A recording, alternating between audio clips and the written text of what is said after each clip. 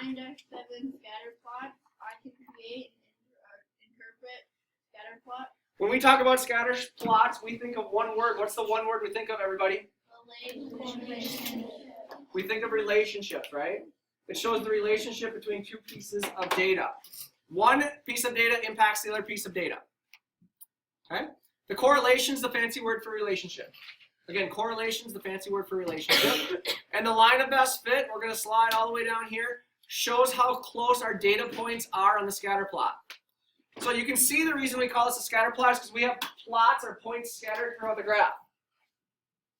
We have one piece of data on the x-axis, we have one piece of data on the y-axis. Looking at the data, we're talking about hours studying and test percentage scores. What happens as you increase your time studying to your test score? What happens? As you increase your hours of studying, what happens to your test score? It increases. The line of best fit shows that if you can't see it by the plots that are scattered throughout the scatter plots. All right?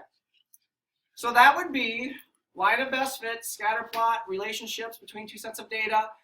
Correlations then. When we talk about these relationships, we talk about the correlations that exist. What does a strong correlation indicate? Somebody tell me, what does a strong correlation indicate, Ryan? Data that is close together. Data that is close together. It's very consistent data. So if strong is close together data, everybody, what is weak? Spread out data. So when we look at weak correlations, we just go down here. This is data that is spread out. This is data that is strong. Okay? If the data value increases, if both data values are increasing, if I draw my line of best fit, what do we call that? What kind of correlation? What? Positive. If my data value is increasing in one aspect but decreasing in another, what do we call that? Negative. So as our studying goes up, what happens to the test scores in this graph? Does that even make sense? No. But in comparing other pieces of data, that could be true. Okay? That doesn't make sense. If that was the case, if somebody spent more time studying and their scores got lower, we would think that they're not very good studiers, right? Yeah, I don't know that could ever happen. So we've got positive correlation, we've got negative correlation, we've got weak correlation, we've got strong correlation. And then if there is absolutely nothing that makes sense, what do we call that? No correlation. No correlation.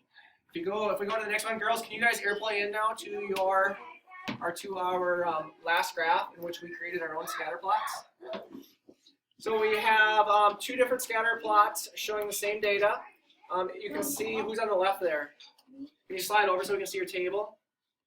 So there's a table where we're comparing the height and weight of some players, probably basketball players we'll go with. We have the height listed in one column, the weight in the other column. Slide over to your graph. You can see that this particular person, I don't know if I can write on it, I can't. The graph on the left has the weight on the x-axis and the height on the y. The graph on the right has the height on the x and the weight on the y. Nonetheless, we have what kind of correlation? Positive or negative? Positive. So as one value increases, the other value increases. As one value decreases, the other value also decreases. And then we decided that it's going to be a strong correlation because the line of best fit, the data points are really close to the line of best fit, right? Yeah. So we think it's a strong positive correlation.